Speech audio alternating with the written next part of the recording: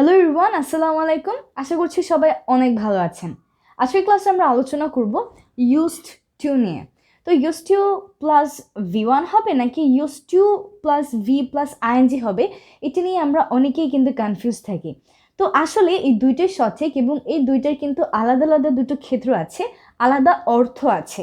আর এই টপিকটা আমাদের গ্রামারের জন্য যেমন ইম্পর্টেন্ট, যেমন রাইট ফর্ম অফ ভার্বস, তারপর বিভিন্ন কমপ্লিটিং সেন্টেন্স, সিমিলারলি এই টপিকটা আমরা স্পোকেন ইংলিশের জন্য কিন্তু অনেক বেশি গুরুত্বপূর্ণ। চলুন দেরি না করে আমরা দেখে নিই যে ইউজ টু এর সাথে আমরা V1 কখন ব্যবহার করি আর এর মিনিংটা কি হয়, এবং ইউজ টু এর পর আমরা V প্লাস আইএনজি কখন ব্যবহার করি আর এর মিনিংটা কি হয়। I'm Noore Jannat Meem and you're watching 1 Minute English with Meem, where we try to learn spoken English and grammar in the easiest way.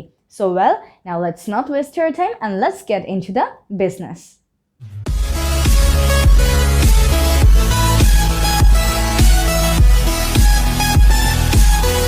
শুরুতেই আমরা আলোচনা করব ইউজড টু প্লাস V1 এই ফরমেশনটা নিয়ে।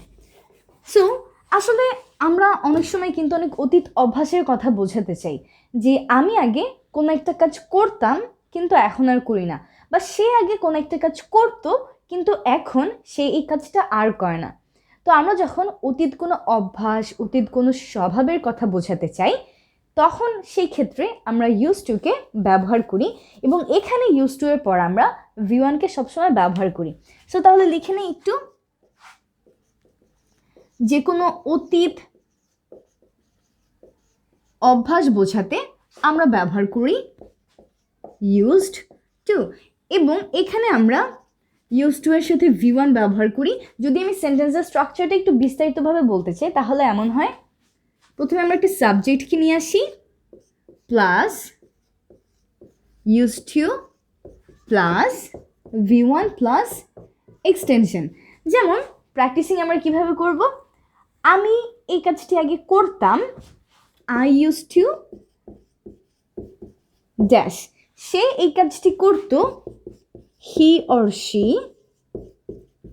ইউজ টু ড্যাশ, আমরা এই কাজটি করতাম, উই ইউজ টু ড্যাশ, তারা এই কাজটি করতো, দে ইউজ টু ড্যাশ, এবং তুমি করতে, ইউ ইউজড টু ড্যাশ।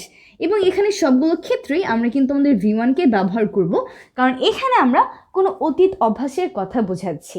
আর এখানে কিন্তু ইউজ টুটা আমাদের জন্য একটা সেমি মডেল, তো এর জন্যই কিন্তু মডেলের ক্যারেক্টার অনুযায়ী এখানে আমরা V1কে নিয়ে এসেছি। সো কয়েকটা সেন্টেন্স একটু আমরা ট্রাই করি, যাতে করে আমরা স্পোকেন ইংলিশটা আমরা প্র্যাকটিস করতে পারি ভালোভাবে। ফর এক্সাম্পল আমরা বলবো যে আমি আগে স্কুলে যেতাম, I use to go to school. Same ফর্মেটটা আমরা সব জায়গায় অ্যাপ্লাই করব, he or she use to go to school, we use to go to school, they use to go to school, and you use to go to school. I use to watch movies, আমি movie দেখতাম, he or she use to watch movies, we use to watch movies, they used to watch movies, and repeat after me, you used to watch movies. আমরা খাবার বানাতাম, I used to make food, he or she used to make food, we used to make food, they used to make food, and you used to make food.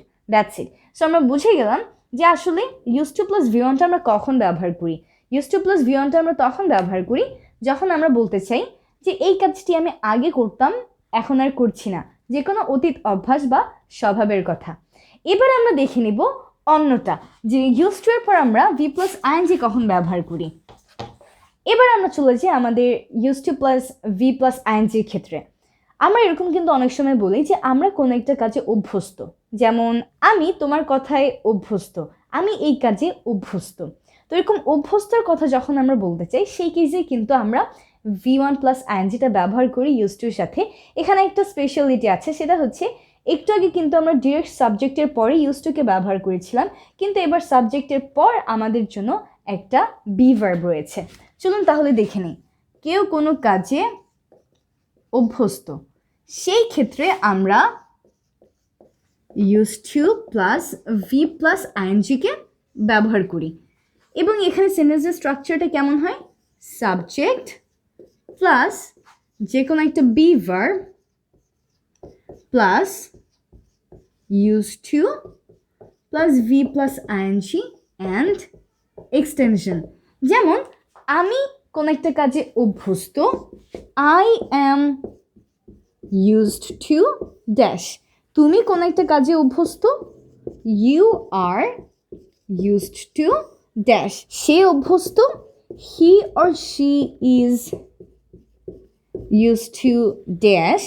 Similarly, we are used to dash and they are used to dash. আর এখানে প্রত্যেকটাতেই কিন্তু আমরা V plus ING ব্যবহার করব। চলুন কয়েকটা sentence একটু try করি। যেমন আমরা সবাই হাঁটতে অভ্যস্ত, আমরা সবাই অনেক হাঁটতে পারি। I am used to walking, walk plus ing. You are used to walking. He or she is used to walking. We are used to walking. They are used to walking. এবার আমরা বললাম যে আমরা লিখতে খুব অভ্যস্ত, আমরা সবাই খুব ভালো করে লিখতে পারি। I am used to writing. You are used to writing. He or she is used to writing. We are used to writing and they are used to writing. That's it. So আশা করছি এবার আমরা বুঝে গিয়েছি যে কোন ক্ষেত্রে আমরা used to এর পর ভি প্লাস আইএনজিকে ব্যবহার করি, যখন আমরা বলতে চাই কোন একটা কাজে আমরা অভ্যস্ত এবং এখানে আমাদের কিন্তু সাবজেক্টের পরই একটা বি ভার্ব থাকে। আর যদি আমরা ডিরেক্ট সাবজেক্টের পর ইউজ টুকে বসিয়ে দিই, তার মানে কি? তার মানে হচ্ছে আমরা কোনো একটা অতীত অভ্যাসের কথা বলছি। I use to do something, he use to do something. সেই ক্ষেত্রে কিন্তু আমরা আর ভার্বের সাথে আইএনজিকে যুক্ত করছি না। That's it. সো ওয়েল, এবার আমরা কয়েকটা সেন্টেন্স একটু ট্রাই করব দুইটা ফর্মেটেই, সো দ্যাট আমরা একটু ভালো করে প্র্যাকটিস করতে পারি। অ্যান্ড বাসায় অবশ্যই আমরা খাতে নোট ডাউন করে রাখবো। আর এগুলো দিয়ে 10টা করে সেন্টেন্স আমরা এই ফর্মেটগুলোর নিচেই লিখে রাখবো। আর আপনারা চাইলে আমাদের ফেসবুক গ্রুপে আপনাদের লেসনগুলো শেয়ার করে দিতে পারেন। আপনাদের সবার সাথে আমি দেখা করবো আমাদের পরবর্তী একটা লেসনে। Till then, take care and আল্লাহ হাফেজ। Don't forget to share this lesson with all your friends and family members. Stay blessed and goodbye. আল্লাহ হাফেজ।